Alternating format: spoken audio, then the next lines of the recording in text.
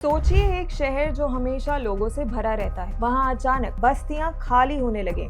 लोग रातों रात अपना बोरिया बिस्तर बांधकर गायब हो रहे हैं। ये कोई मूवी का सीन नहीं है, ये है कोलकाता के न्यू टाउन एरिया की ग्राउंड रियलिटी। पिछले कुछ दिनों से हजारों इलीगल इमिग्रेंट्स जो सालों से इंडिया में रह रहे थे, वो अब वापस बांग्लादेश की तरफ भाग रहे हैं। पर क्यों? रीजन है SIR यानी स्पेशल इंटेंसिव रिविजन। जैसे ही वेस्ट बंगाल में वोटर लिस्ट वेरीफाई होनी शुरू हुई, इन लोगों में पैनिक फैल गया। न्यू टाउन की वो बस्तियां जहां कभी पांव रखने की जगह नहीं होती थी, आज वहां सिर्फ गिने चुने 10-15 लोग बचे हैं। ईस्ट बर्धमान के तालाबों में हजारों की तादाद में फेक आधार कार्ड फेंके हुए मिले हैं। ये वो लोग हैं जो कल तक हमारे रिसोर्सेज यूज कर रहे थे, फेक ID पर वोट दे रहे थे, लेकिन अब पकड़े जाने के डर से भाग रहे हैं। लेकिन सवाल ये है कि ये लोग आए कैसे थे, और क्या ये वापस भागने वालों का नंबर काफी है, या ये बस एक टिप ऑफ द आइसबर्ग है। इंडिया और बांग्लादेश का बॉर्डर करीब 4000 किलोमीटर लंबा है। हम अक्सर सुनते हैं बॉर्डर सिक्योरिटी, लेकिन ग्राउंड रियलिटी सुनकर आप हैरान रह जाओगे।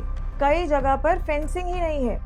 कई गांव ऐसे हैं जहां आधा घर इंडिया में है और आधा बांग्लादेश में। वहां के लोकल्स मजाक में कहते हैं कि अगर आप गलती से नदी में नहाने उतरे तो नहाते नहाते आप इंटरनेशनल बॉर्डर क्रॉस कर सकते हैं बिना किसी वीजा के। और मैं ये हवा में नहीं बोल रही।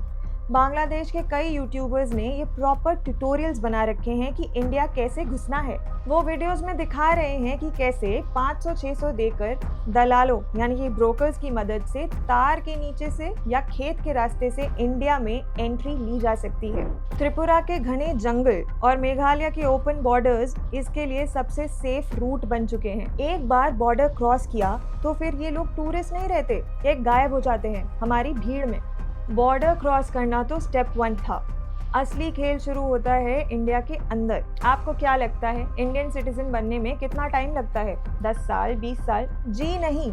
बॉर्डर के उस पार से आने वालों के लिए इसकी कीमत है सिर्फ 4000 रुपए। वेस्ट बंगाल और असम के कई बॉर्डर एरियाज में जेरोक्स की दुकानों पर इंडियन सिटीजनशिप बिकती है। 4000 दीजिए और आपका Aadhaar card, voter ID, ration card सब तैयार। हमें एक वीडियो एविडेंस मिला जहां एक इमिग्रेंट खुद एडमिट कर रहा है कि उसने डॉक्यूमेंट्स कैसे बनवाए। वो साफ कहता है, पार्टी वालों ने फॉर्म दिया, हमने भरा और वोटर ID बन गया। ये लोग फेक डॉक्यूमेंट्स के दम पर सिर्फ यहाँ रहते नहीं हैं, ये PM आवास योजना से घर लेते हैं, फ्री राशन उठाते हैं और वेस्ट बंगाल की कई स्कीम्स जैसे लक्ष्मी भंडार का पैसा भी लेते हैं। सोचिए एक आम इंडियन टैक्स भरता है ताकि फैसिलिटीज मिले, और यहाँ डुप्लीकेट डॉक्यूमेंट्स पर पूरा सिस्टम एक्सप्लॉइट हो रहा है। अब बात करते हैं पॉलिटिक्स की, क्योंकि इलीगल इमिग्रेशन इंडिया में एक नेशनल सिक्योरिटी इशू कम और वोट बैंक इशू ज्यादा है। 2014 में बीजेपी ने प्रॉमिस किया था कि पावर में आते ही इलीगल इमिग्रेंट्स को बाहर करेंगे। बांग्लादेश से जो घुसपैठी आए हैं उनको बाहर भेजना चाहिए कि नहीं भेजना चाहिए? मेरा पूरी ताकत से बोलो ना, भेजना चाहिए नहीं भेजना चाहिए? भेजना चाहिए नहीं भेजना चाहिए? अमित शाह जी के स्पीचेस हम सब ने सुने हैं, परिंदा भी पर नहीं मार पाएगा। तो आप आधार कार्ड इश्यू करते हो, वो आधार कार्ड लेकर, वो वोटर कार्ड लेकर ये दिल्ली तक आते हैं, आप उनको आधार कार्ड इश्यू न करो, आदमी क्या परिंदा भी पैर नहीं मार पाएगा। लेकिन डेटा कुछ और ही कहता है। बीजेपी को पावर में आए 10 साल से ज्यादा हो गए, लेकिन डिपोर्टेशन के नंबर्स कांग्रेस के टाइम से भी कम हैं। सिर्फ बातें बड़ी हैं, ग्राउंड एक्शन गायब है। वहीं दूसरी तरफ ममता बनर्जी है। 2005 में यही ममता बनर्जी पार्लियामेंट में पेपर्स फेंक कर बोलती थी कि इलीगल इमिग्रेशन बंगाल के लिए खतरा है, और आज वही लोग उनका सबसे बड़ा वोट बैंक है। जब भी BSF या एजेंसीज एक्शन लेती हैं, लोकल पॉलिटिशियन सबसे पहले उन्हें बचाने के लिए आ जाते हैं। दोनों साइड की पॉलिटिक्स ने मिलकर आज देश के अंदर 2 करोड़ से ज्यादा इलीगल इमिग्रेंट्स का एक पैरेलल सिस्टम खड़ा कर दिया है। अगर आपको लगता है कि ये प्रॉब्लम सिर्फ बंगाल या असम तक सीमित है, तो अब चलिए झारखंड। यहाँ गेम थोड़ा अलग और ज्यादा खतरनाक है। झारखंड में एक टर्म यूज होता है, जमाई तोला। यहाँ स्ट्रैटेजी सिंपल है, इलीगल इमिग्रेंट्स आते हैं और लोकल आदिवासी महिलाओं से शादी करते हैं, प्यार के लिए नहीं बल्कि जमीन और पावर के लिए। झारखंड में लॉज हैं जो ट्राइबल जमीन को प्रोटेक्ट करते हैं, इसलिए ये लोग ट्राइबल लड़कियों से शादी करके उनके नाम पर जमीन पर कब्जा करते हैं और उन्हें पंचायत इलेक्शंस में खड़ा करवाते हैं। पति इलीगल इमिग्रेंट है, पत्नी ट्राइबल सरपंच है और असली पावर जमाई के हाथ में है। इस वजह से संथल परगाना जैसे एरिया में ट्राइबल पॉपुलेशन तेजी से घट रही है और एक स्पेसिफिक कम्युनिटी की पॉपुलेशन अब नॉर्मल रेट पर बढ़ रही है। ये सिर्फ इन्फिल्ट्रेशन नहीं है, ये एक साइलेंट डेमोग्राफिक इन्वेजन है। स्टैटिस्टिक्स सुनकर शायद हमें उतना फील नहीं होता, पर ये कहानी सुनिए। एक आदमी था, नाम मिनार। 2020 में वो बांग्लादेश से तार काटकर इंडिया आता है, वेस्ट बंगाल पहुंचता है और अपना नाम बदल के रख लेता है, शुभोदास। सिर्फ नाम नहीं बदला, उसने स्कूल सर्टिफिकेट्स, आधार, पैन कार्ड सब कुछ फेक बनवा लिया।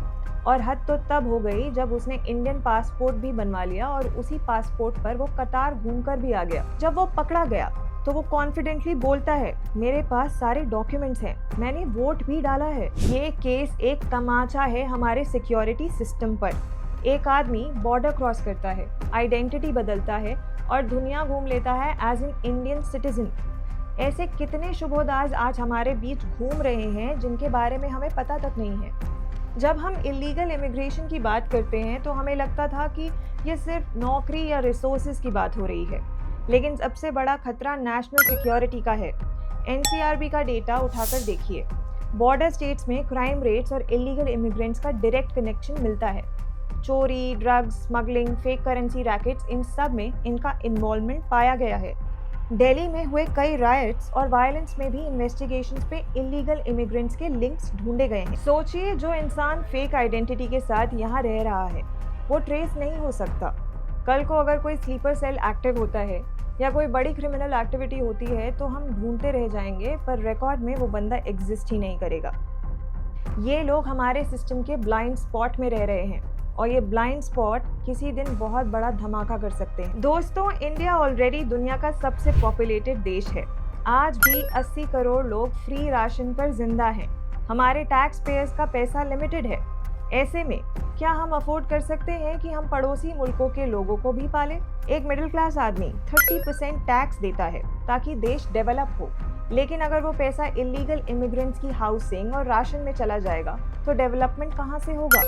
ये कोई धर्मशाला नहीं है, ये एक सॉवरेन कंट्री है, चाहे वो यूरोप हो या अमेरिका। आज पूरी दुनिया इलीगल इमिग्रेशन से परेशान है, लेकिन इंडिया में वोट बैंक पॉलिटिक्स की वजह से हमने आंखें बंद कर रखी। अब वक्त आ गया है कि हम ये मुद्दा पॉलिटिकल नहीं बल्कि सिविल इशू बनाएं। अगर बॉर्डर आज सिक्योर नहीं हुआ तो कल हम अपने ही देश में पराये हो जाएंगे। आपका क्या विचार है? क्या नए लॉज काफ़ी हैं या ग्राउंड पर स्ट्रिक्ट मिलिट्री एक्शन चाहिए? कमेंट्स में लिखकर ज़रूर बताएं।